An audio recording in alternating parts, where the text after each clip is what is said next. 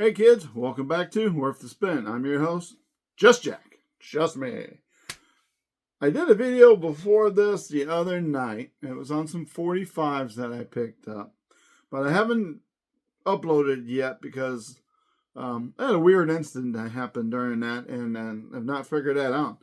It was just weird. It was like somebody just strung this guitar string real loud right here in this room.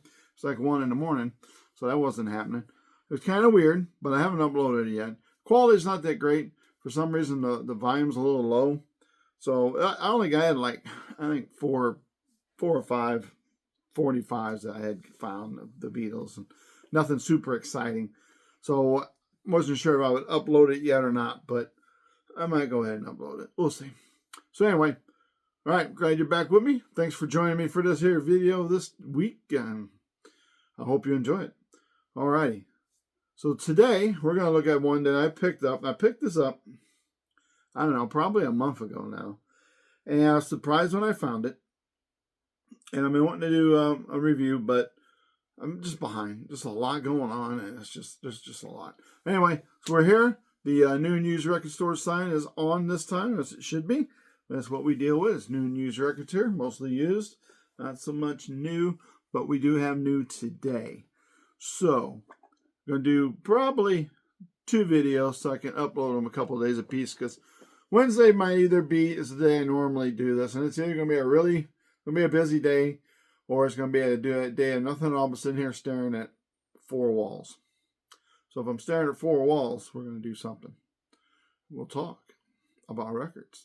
That's what we like. That's why we watch this channel. I know it's not to see me. All right, hey, let's get on. Let's move on. All right, let's go. Okay, so today, if you remember, and you may, if you watch this channel for a while, you may not, even if you watch this channel for a while. I found a bootleg probably, I don't know, 2 months ago. I do have a video on my channel of it. I mentioned it. It's not like a big review or, anything like that. Because it was a bootleg. I'm not crazy about bootlegs. But when I found this, I was like, ooh, cool. I've always wanted to hear it. And I've kind of heard bits and pieces. And I didn't think it was available commercially. And I found out that I was wrong, which is pretty darn awesome. So that's what we're going to talk about today. And I know you're going, I have no idea what you're talking about. Most of the time I don't either. But today I do. Because today we're talking about the Rolling Stones Rock and Roll Circus. That's right. So bootleg I had found, and the reason I bought it was because John Lennon was on there with his Dirty Mac band. And I was saying how, man, I wish they would release this commercially, and apparently they did. And apparently they did back in 2019. Did I know that? I did not know that.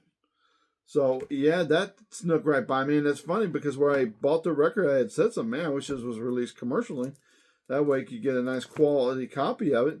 And I had talked to a couple other people, and I said the same thing to them. It'd be cool if this was a commercially available thing.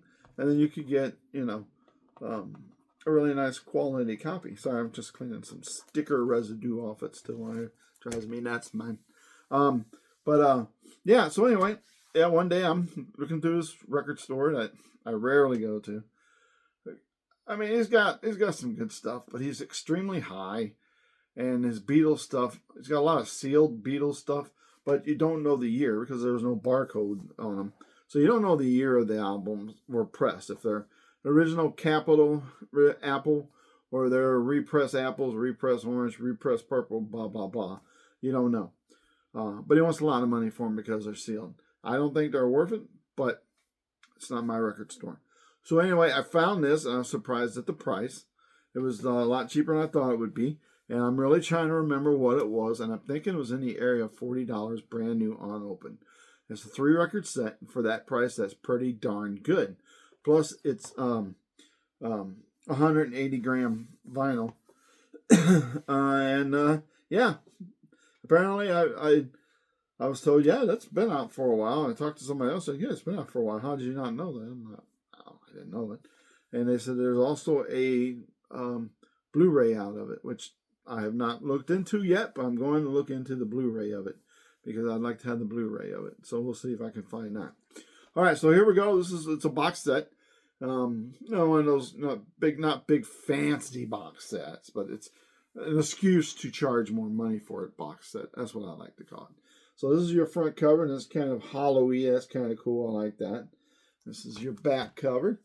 I know it's kind of hard to see because it's got a lot going on there. It's playing with the lights and all that. And that's kind of cool, ain't it?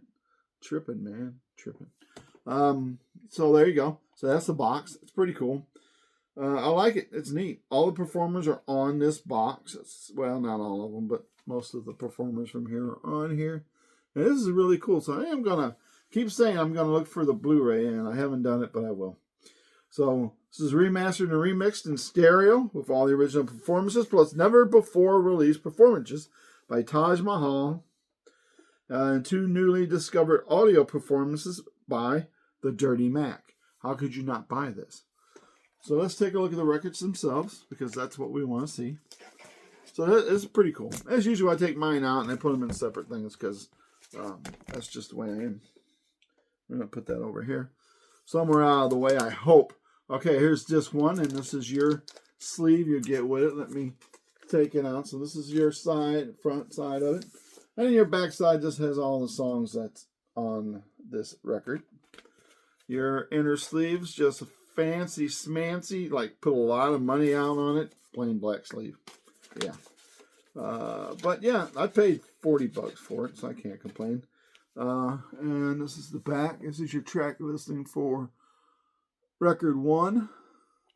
So, in case you didn't pause and read that, you got so it starts out Mick Jagger. So a little history. Give me a little history about this, I guess, supposed to.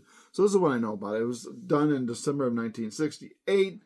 It's just like 12 to 15 hours to do. It was kind of done in one go. It was organized by Mick Jagger. It was directed by Michael Lindsay Hogg, which is cool because he went like from this to the Beatles' Let It Be project. So that's really cool. It featured,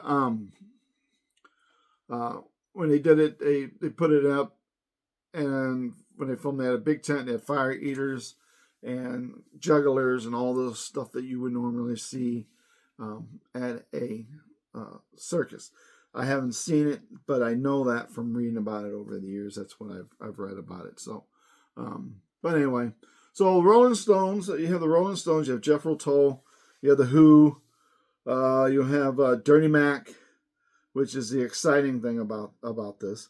And Dirty Mac, in case you don't know, is John Lennon, Yoko Ono, Keith Richards, Eric Clapton, and Mitch Mitchell. And for you who may not know, Mitch Mitchell is Jimi Hendrix's experience as a drummer. So that's I think this is like the first, I think this might be the first super group ever. And it is the coolest super. I mean, come on. Imagine being in the 60s, being a teenager in the 60s, which, I wasn't. I was born in 65. And being able to see this, when it was first televised and stuff. I mean, dude, look, you had John Lennon, Eric Clapton, Mitch Mitchell, and Keith Richards as a super group. That's incredible. There's so many performers from the 60s. I would love to have been born in the 50s and had or 40s, late 40s, and been able to be a teenager. I don't know. I don't know. To have been a teenager in the 60s and live through these incredible artists that were so mind-blowing and life-changing for so many of us, it would have been incredible. If I had a time machine, it's what I would do. I would go back. I'd never go to the future. I'd always go back, and I would see stuff like this, because how could you not? How could you not? So anyway, side 1, you have anyway, so that's the deal on it. So they filmed it, and it was going to be released, and it didn't get released, and wound up getting shelved. And apparently somebody found it in 1996, and they cleaned it all up and whatever, started. And somehow in my whole life in the 90s, I tell that the 90s were a bad time for me, and they were, and I missed the whole thing. So, but the reasons this thing, in case you're wondering, was shelved, the story that I've heard is that watching back over at Mick Jagger felt that the Rolling Stones did not perform well, not the way that he would have liked them to have to be visually seen or heard, and that the Who stole the show with their incredible performance of the song that they did on here. That name I don't remember, but we'll be finding out here as I go through this. A quick one while he's away. That's it. So, number one, not a big Who fan at all. As far as I'm concerned, it's my personal opinion. They have one good album. I'm just not a fan of the Who. I tried, and I know, and to be such a fan of the 60s music and culture, you would think, and people are shocked, when I say Rolling Stones, not really a fan. Who, not really a fan. I'm not. Jethro Tull, not really a fan. Bob Dylan, not a fan. Sorry. I don't know. I so much 60s that I like, and that those artists just don't do very much for me. So I don't know. Chalk it up to whatever you want to chalk it up to. Say whatever you want to say, but that's the story behind that. So you have Circus Band, which does Entry of Gladiators. That's a collaboration of people. It's led by this Julius Folk guy who I don't really know. Mick Jagger introduces Jethro Tull. Jethro Tull does Song for Jeffrey. Again, not a fan. Wasn't that interested in it. I listened to this all the way through a few times. But I just couldn't convert myself to some of this. Keith Richards did the introduction for The Who. The Who did a quick one while he's away, which is not too bad of a song. First time I've heard it, it's not bad. I don't think they did a mind-blowing, incredible performance like Keith Richards thinks they did, or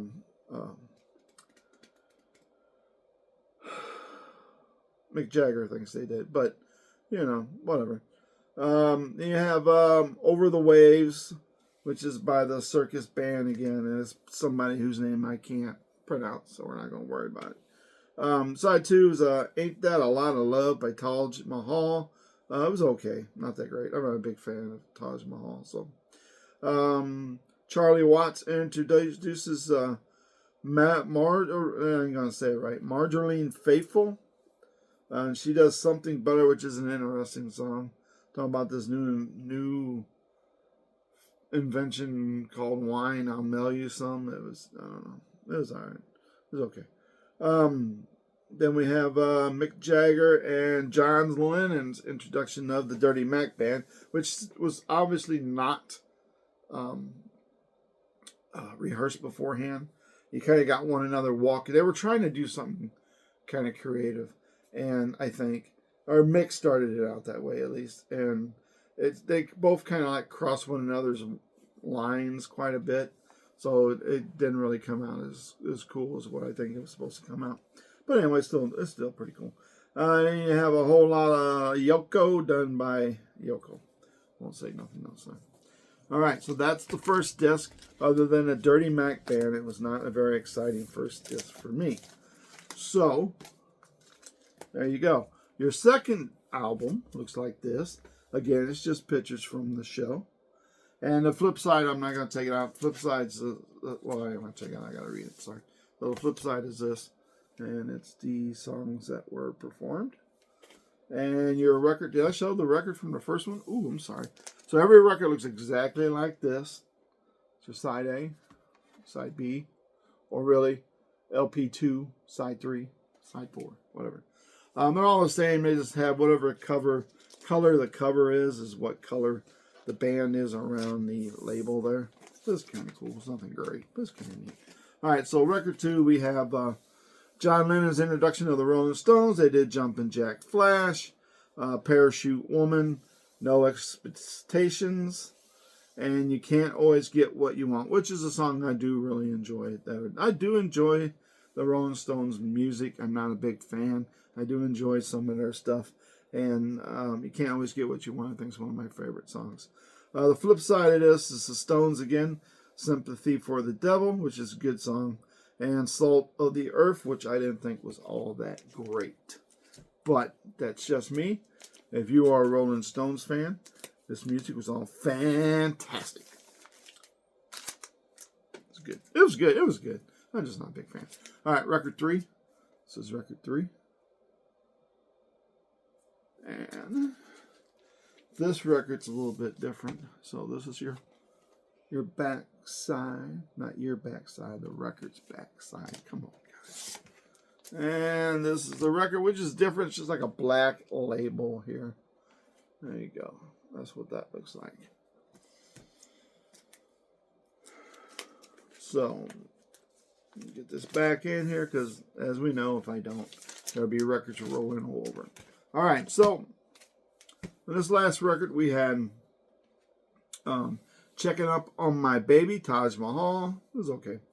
He also did Leaving Trunk and Caroline, and neither one I'm all that crazy about. They were good. Good performances. Just not my cup of tea, so they say. So the backside of this is more kind of the bonus material. It doesn't say that. But this wasn't really, stuff wasn't really quite part of the concert. So you had Revolution rehearsal version done by Dirty Mac. Then you have Warm Up Jam, the Dirty Mac. So that makes it, even more worth getting because you have more John Lennon. And you have Your Blues Take 2. So it's an alternate of Your Blues, which is what they did earlier in the show. You have Ritual Fire Dance by Julius Ketchum. Pretty close for Ketchum. It's Ketchum or Ketchup. You take whatever you want out of it. And you have same guy doing Mozart Sonata in C major first movement. Yeah. So there you go. That's what's on that one. It's a good record. It's an awesome record. It sounds good. It does not sound studio good. It says that they on here and they cleaned it up and tried to improve the sound quality, and honestly, it doesn't sound like it was done professionally in the studio. Which I know it wasn't done professionally in the studio. It was a live gig, but usually live stuff they film it in a way in which it kind of sounds like it might have been done in sort of a studio equipment style thing, whatever. But yeah, so it's a good album. I'd recommend getting it. If you're a John Lennon fan, for sure get this because you have the Dirty Mac on here, which is, man, just think, it'd have been so cool had John and those guys got together and done an album. Think about that. That would have been cool. Like not an album of like covers, but like new songs. That would have been so mind-blowing. Yeah, this is Dirty Mac's only appearance, only get together to do music, and it was freaking incredible. And I don't remember the whole story of how they got together, and John contacted these people and picked them out and said, hey, let's put a little band together for this Stones gig, but it's freaking awesome.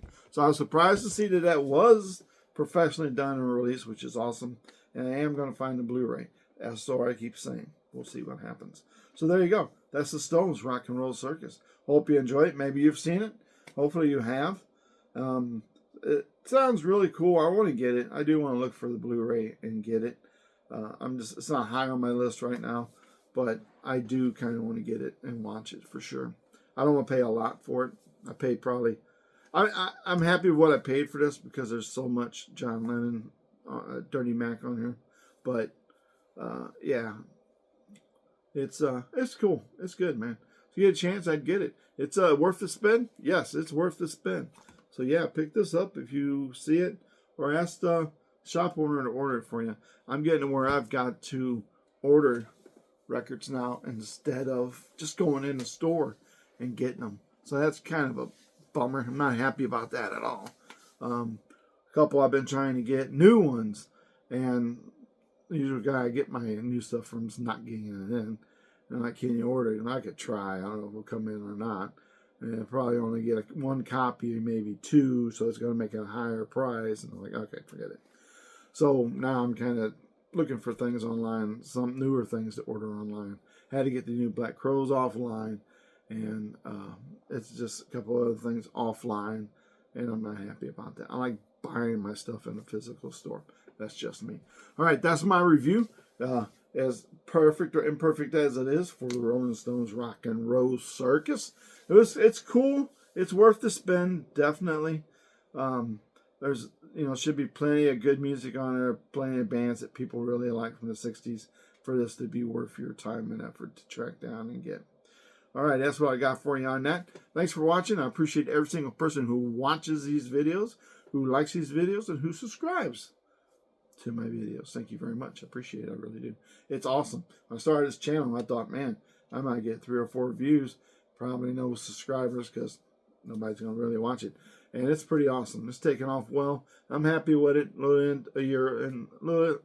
little over a year into it. And I'm happy that you guys subscribe and you'll like it. And in the comments, all positive stuff from one guy. And yeah, it's really cool. But I appreciate it. Dude, I really appreciate it. Thanks for tuning in again. Hope you'll turn in on my next video. We're going to talk about a couple of other records that are non-Beatles. And before we get back into the Beatle thing. And George Harrison, there is George Harrison live in Japan. It came up on his website. I ordered mine today. It's supposed to be a very limited release. You know how it goes. But if I were you, I would order it if you want it. I wouldn't wait around too long. I have a habit of I'll get it later and then it's gone. And then it's like, man, I can't afford that. So I've seen it. I ordered it. I'm happy. I'm waiting on it to come. Probably a week and a half. Alrighty. So there you go. That's what I got for you this time. Again, thanks for watching. Appreciate it. Sprinkle a little love out there on everybody because the world certainly needs it. If it's like a cheese shaker, like if a giant cheese shaker, like if Olive Garden with all the cheese and just keep churning and it's just spreading everywhere, do that for love because the world and the people in it need it desperately bad. Do a good deed today if you don't mind for somebody, anybody. Hey, like your hair looks really good. That shirt looks nice on you. Have you lost weight? I thought so. Anything. Just, the littlest things can be the grandest things to some people. So, that's what I got for you. Thanks for tuning in. I appreciate it. We're going to talk about a couple other new records that I got sitting right over there next. I'm going to change shirts so it doesn't look like I did these the same day. Whoops, just gave my secret away. I'm sure you guys probably figured that out by now anyway. Thanks for tuning in. I appreciate it. I'll see you in the next video. Take care. Thank you for watching.